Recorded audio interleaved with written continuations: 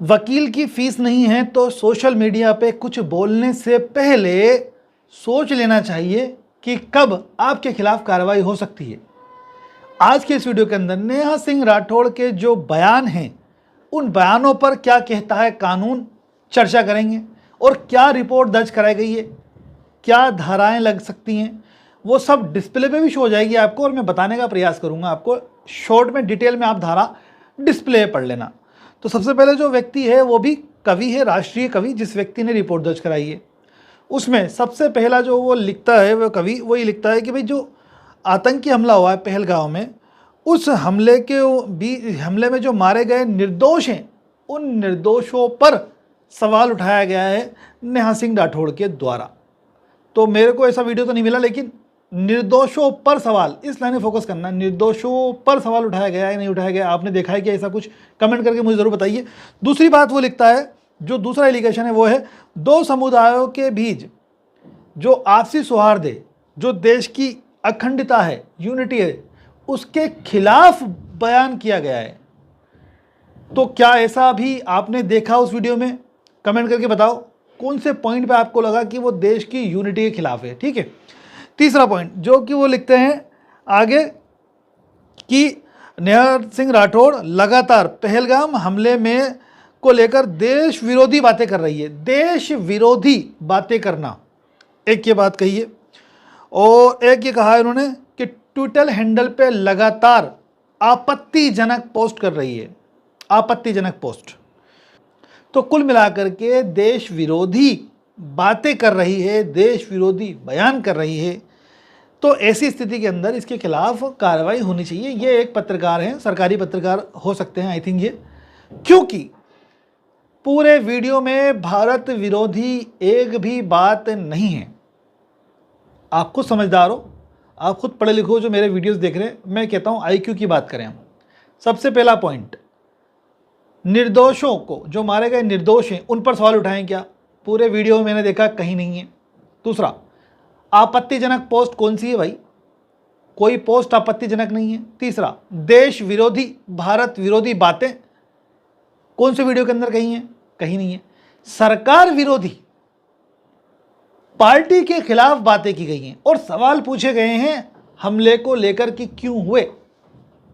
और ये हर भारतीय का सवाल है कि ये आतंकी हमला हुआ तो क्यों, कैसे हुआ, कहां चूक हुई, और किरण रिजिजू ने किस चूक की बात की थी जो उसने मानी थी। तो सवाल तो गलत नहीं पूछा उसने।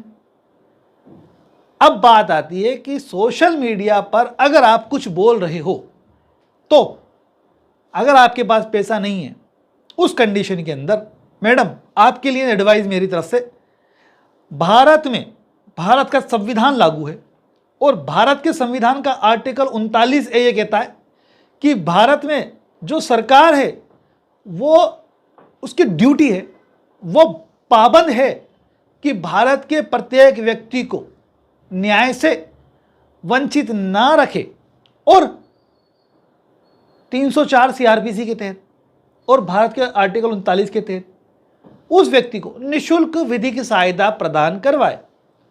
तो आप भारत में कहीं भी रहते हो, आपके ज़िले में जाकर के विधिक सहायता केंद्र पर वकील से निःशुल्क एडवाइस ले सकते हो, निःशुल्क अधिवक्ता भी प्राप्त कर सकते हो। और आज के समय में नई थीम चल रही है पूरे देश के अंदर, वो है लीगल एड डिफेंस काउंसिल के द्वारा की जा रही है। लीगल एड डिफेंस काउंसिल नियुक्त किए जा रहे हैं, निःशुल्क अधिवक्ता भी आपको मिल सकता है मैडम वहाँ से। तो उसके अलावा आप हमारी जो नंबर डिस्प्ले पे शो हो रहे हैं, कंसल्टेंसी की ज़रूरत नहीं है आपको, तो आप मुझे जरिए ईमेल मेल करेंगे तो मैं खुद आपसे बात करके फ्री में कंसल्टेंसी दे दूंगा, उसकी कोई टेंशन नहीं है। क्योंकि इस रिपोर्ट में जो बातें लिखी हैं वो हास्यास्पद बातें हैं, कचरा रिपोर्ट है। इस रिपोर्ट को पुलिस ने दर्ज करने से पहले 10 बार सोचना चाहिए था। अब अगर दर्ज कर लिया है तो पुलिस को 198 और 199 BNS पढ़ लेना चाहिए, और पुराना IPC का 166 और 166A पढ़ लेना चाहिए, क्योंकि पुलिस की यहाँ ड्यूटी है जो मामला है उसकी वास्तविकता का पता करे। तो सबसे पहले तो ये जो सरकारी पत्रकार है जिसने रिपोर्ट दर्ज कराई है, उससे साक्ष्य प्राप्त करे इस संबंध में कि आपने इस रिपोर्ट में यह बात लिखी है कि मारे गए निर्दोषों पर सवाल उठा रही है।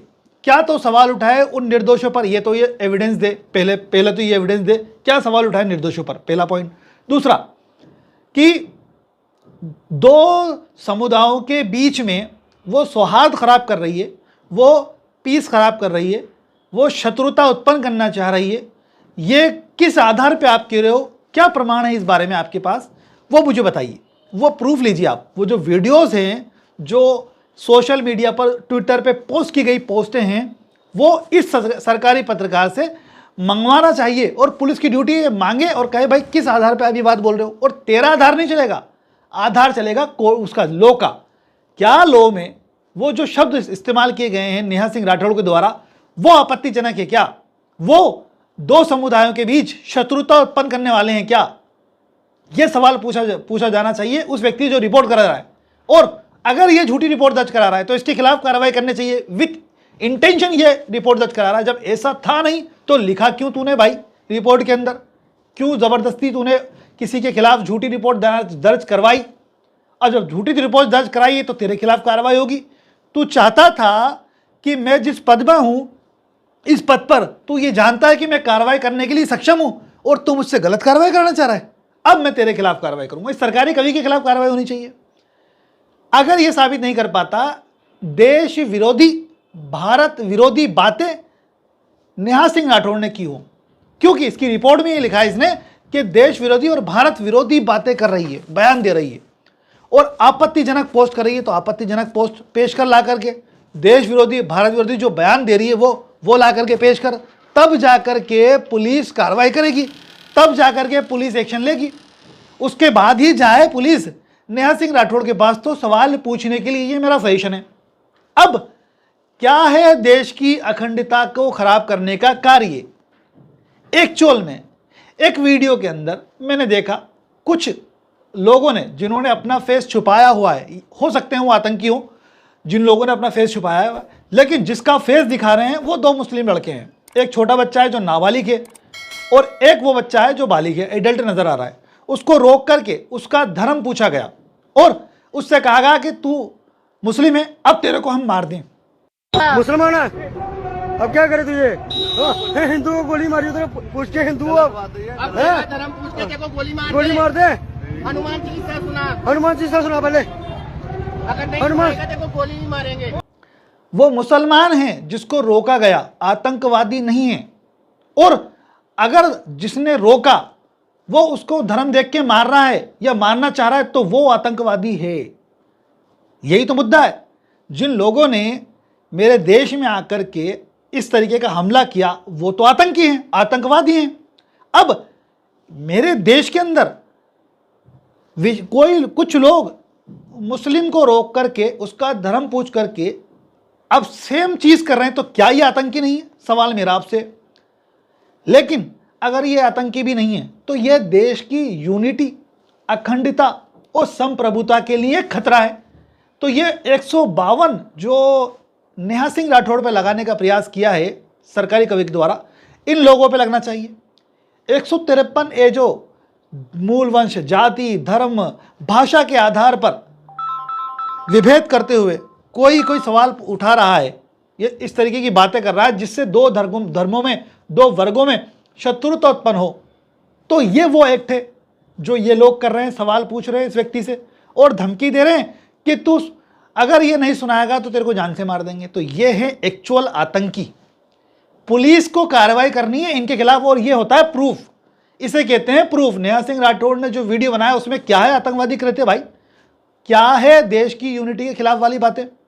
सवाल सीधा सरकार से पूछा गया है और सवाल पूछने पे ये डराने का प्रयास किया जा रहा है, कि दबाने का प्रयास किया जा रहा है कि सवाल भी ना पूछे कोई। अब इस देश के अंदर कुछ गलत नहीं किया नेहा सिंह राठौड़ ने। और मेरा तो एडवाइस है, ये वीडियो देख ले मैडम, आपको डरने की जरूरत नहीं है। इवन आप सजेशन लेने के लिए ईमेल कर सकते हैं, मैं आपको खुद पर्सनली गाइड करूंगा इन डिटेल। दोस्तों कैसा लगा ये वीडियो कमेंट करके मुझे ज़रूर बताएं। इस वीडियो को ज़्यादा से ज़्यादा तक शेयर करना आपकी जिम्मेदारी समझता हूं मैं, क्योंकि भारतीय एकता जिंदाबाद और मेरे देश की विशेषता है अनेकता में एकता दुनिया के अंदर, इसी वजह से मेरा देश जाना जाता है यूनिक। ठीक है ना, तो इस वीडियो को शेयर करके लोगों तक जरूर पहुंचाना। Thanks for watching guys.